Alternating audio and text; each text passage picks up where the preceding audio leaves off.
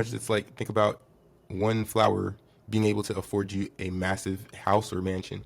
And this was often considered to be this is often considered to be the first recorded economic bubble. Hey, what's up, guys? So today we're going to talk about the history of the stock market as well as the stock market itself. So stay tuned.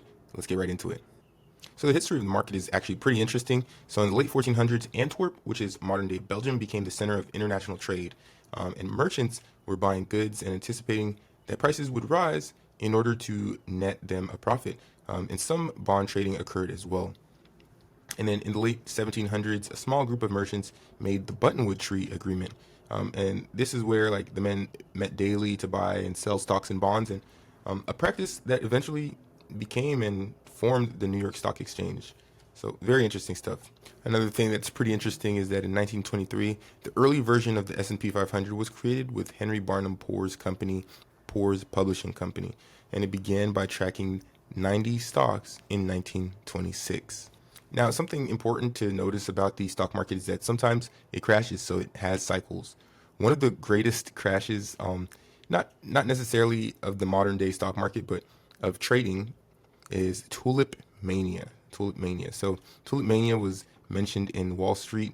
Money Never Sleeps. It was mentioned in the movie Wall Street, and it was a time in which some single tulip bulbs, flowers, these little flowers, allegedly sold for more than 10 times the annual income of a skilled artisan.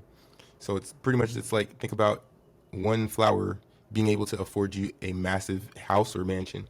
And this was often considered to be this is often considered to be the first recorded economic bubble. Other notable crashes are the Wall Street crash of 1929, Black Monday of 1987, the crash of 2008 to 2009, as well as the COVID pandemic, 2020. So something that we need to understand is a recession. So what's a recession? So it used to be defined as a fall in a country's GDP in 2 consecutive quarters of the year. So one quarter is a 3-month period. So a recession is a total of 6 months or half a year. It is usually described by others as a sustained period of weak or negative economic activity, and it is accompanied by a large rise in unemployment rate. The stock market, well, how does it work and what is it? So the stock market, it's where stocks are traded and invested, and it's open from 9:30 a.m. Eastern Standard Time to 4 p.m. Eastern Standard Time. It's closed on certain holidays, and some of the holidays make it just a half day. In the stock market, there used to be a trading floor in New York City. So people used to actually have these papers and do outcries on the floor in order to get these different trades. Now, everything is traded mostly electronically. Thank goodness. Dollars in the stock market can be referred to as points. So market measures to understand: the Dow Jones, NASDAQ, and S&P 500 are composites that pull together stocks, track stocks, and help to measure the market.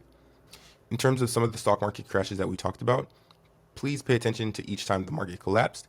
It is normal for markets to collapse every now and then as they adjust to prices, major events, and advances in technology. It gives you clues about how markets will behave in the future, and future crashes as well when crashes occur.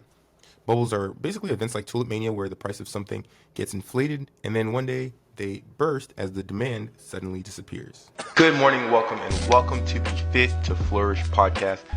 Let's talk wellness, finance, and growth.